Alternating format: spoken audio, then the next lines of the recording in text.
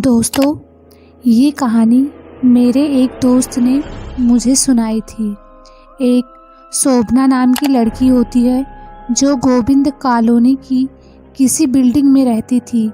उसका फ्लैट 10वीं मंजिल पर था। इस कॉलोनी में बहुत कम लोग रहते थे क्योंकि यह कॉलोनी शहर से थोड़ा दूर और एकांत जगह पर था। शोभना को भीड़ से ज़्यादा अकेले में रहना पसंद था। उसे एकांत जगह पर समय बिताना बहुत अच्छा लगता था। कभी कभी तो ऐसा लगता था जैसे एकांत का शोभना से कुछ रिश्ता हो। एकांत और रात यह शोभना के लिए सोने पर सुहागा जैसा होता था। अक्सर रात को जब वो अपने रूम में अकेली होती थी तब वो डरावनी फिल्में देखा करती थी या तो रात में नीचे जाकर पार्क में घूम आया करती थी। उसे अकेले रहना बहुत पसंद था, इसीलिए यह फ्लैट उसके लिए बेस्ट था। शोभना का फ्लोर 10वीं मंजिल पर था, इसीलिए वो लिफ्ट के सहारे नीचे आया जाया करती थी। शोभना के कमरे से 500 मीटर की दूरी पर एक जंगल था जहाँ ढेर सारे पेड़ थे और बीच में एक सादा इलाका था जहाँ कुछ झुग्गियाँ थी लेकिन बहुत कम। शोभना अपने ऑफिस का काम घर से ही किया करती थी। एक दिन की बात है, शोभना को ऑफिस का प्रोजेक्ट तैयार करते करते रात के कब 10 बज गए उसे पता भी नहीं चला।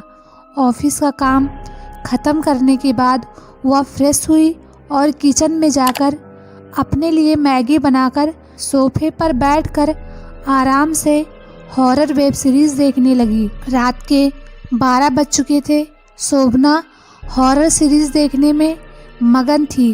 तभी उसे अपनी खिड़की पर, जिस खिड़की से जंगल दिखाई देता था, वहाँ से किसी तरह की खटखट की आवाज़ सुनाई पड़ी। शोभना ने खिड़की खोली तो वहाँ कुछ भी नहीं दिखा। खिड़की से आवाज़ आना बंद ही नहीं हो रहा था तो शोभना खिड़की के पास जाकर ध्यान से देखती है। ध्यान से देखने पर उसे कुछ दिखाई दिया। जो उसके कॉलोनी के सामने झुग्गियाँ बनी हुई थी, वहाँ मैरिज हॉल में किसी की शादी हो रही थी। शोभना को लगा जब पटाखा दूर से फोड़ा जाता है तो उसकी प्रतिध्वनि सुनाई देती है और इसीलिए मुझे ऐसा एहसास हो रहा होगा कि जैसे किसी ने खिड़की खटखटाई हो। उसके बाद शोभना फिर टीवी के सामने बैठ जाती है। तभी टीवी अपने आप चालू बंद होने लगा, जबकि लाइट भी थी। कुछ देर बाद अचानक से शोभना के रूम की लाइट चली गई। उसका दरवाज़ा जो खुला था वो अपने आप बंद हो गया। उसके बाद पूरे कमरे की लाइट चली गई। शोभना को थोड़ा आश्चर्य हुआ, इसीलिए उसने सोचा कि नीचे जाकर सिक्योरिटी गार्ड को बताती हूँ कि मेरे कमरे की लाइट चली गई है तो शायद वो ठीक कर दें। शोभना बहुत हिम्मत करके दरवाज़ा खोलती है और बाहर जाती है। शोभना का फ्लैट 10वीं मंजिल पर होने के कारण उसे नीचे जाने के लिए लिफ्ट का इस्तेमाल करना पड़ता था। वह लिफ्ट के अंदर जाती है और ग्राउंड फ्लोर पर जाने के लिए बटन दबा देती है। जैसे ही लिफ्ट धीरे धीरे नीचे जा रही थी तो आम दिन की तुलना में आज लिफ्ट में कुछ ज़्यादा आवाज़ आ रही थी और लिफ्ट बहुत धीरे धीरे नीचे जा रही थी। तभी जो हुआ उससे शोभना घबरा गई। अचानक से लिफ्ट बीच में ही अटक गई और लिफ्ट की लाइट भी चली गई। लिफ्ट में एकदम अंधेरा सा छा गया था। शोभना ने लिफ्ट खोलने के लिए बटन दबाया तो लिफ्ट का कोई बटन भी काम नहीं कर रहा था और लिफ्ट अपने आप बार बार ऊपर नीचे आ जा रही थी। ऐसा शोभना के साथ लगभग 7-8 बार हुआ था। लिफ्ट बीच में अटक गई थी और लिफ्ट के अंदर लाइट ना होने की वजह से पूरा अंधेरा था। तभी शोभना को अचानक से किसी औरत की बड़बड़ाने की आवाज़ आने लगी। एक पल को लगा कि आसपास रहने वाले कमरे में से आवाज़ आ रही होगी, लेकिन जब शोभना ने ध्यान से सुना तो उसे पता चला कि यह आवाज़ उसे लिफ्ट के अंदर से ही आ रही थी, जो किसी महिला की थी और वह दिखाई भी नहीं दे रही थी। उसे अब बहुत डर लगने लगा था। उसने सोचा कि अब क्या होगा, क्योंकि लिफ्ट भी नहीं खुल रहा था।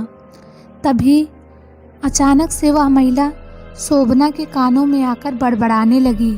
शोभना एक ही समय में स्तब्ध और भयभीत दोनों हो गई थी।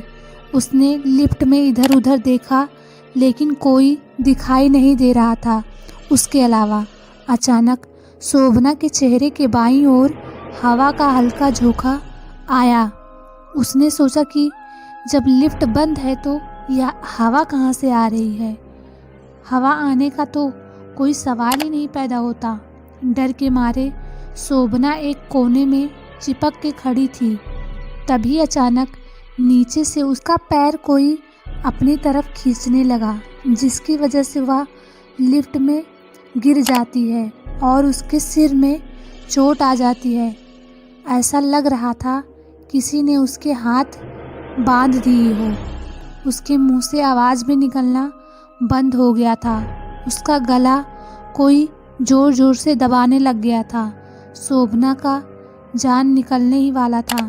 तभी सिक्योरिटी गार्ड को लिफ्ट खराब होने का संदेश कॉलोनी में रह रहे लोगों के द्वारा मिलता है, तो वह लिफ्ट के पास जाते हैं और जैसे ही लिफ्ट खुलता है तो वहाँ गार्ड को बेहोशी की हालत में शोभना दिखाई देती है। लिफ्ट में हर जगह खून ही खून लगे हुए थे। शोभना को तुरंत हॉस्पिटल भेज दिया जाता है। शोभना एक हफ्ते बाद जब ठीक हो जाती है तो वह अपनी रूम दूसरी जगह शिफ्ट करने का सोचती है। सारा सामान लाने के लिए वह दोबारा उसी गोविंद कॉलोनी में जाती है, तो वहाँ पर शोभना को एक बूढ़ी औरत द्वारा पता चलता है कि जब यह बिल्डिंग बन रहा था तब यहाँ पर एक मजदूर महिला काम करती थी। एक दिन वह लिफ्ट के अंदर से ऊपर फ्लोर पर कुछ काम से जा रही थी। तकनीकी खराबी के कारण लिफ्ट में ही फंसकर उस महिला की मौत हो गई। तब से उस महिला की आत्मा इसी बिल्डिंग में घूमती रहती है और रात में लिफ्ट में आने जाने वाले लोगों को वह परेशान करती है और मौका मिलते ही उन्हें मार डालती है। इसीलिए यहाँ इस कॉलोनी में बहुत कम लोग नज़र आते हैं और जिन लोगों को इस बिल्डिंग की सच्चाई पता है वो यहाँ नहीं रहते। बेटा, तुम्हारी किस्मत बहुत अच्छी थी कि तुम बच गई। शोभना के साथ यह घटना होने के बाद वह अपने लाइफ में दोबारा कभी अकेले नहीं रहती। दोस्तों, यह कहानी आपको कैसी लगी कमेंट बॉक्स में अपना राय ज़रूर दीजिएगा। धन्यवाद।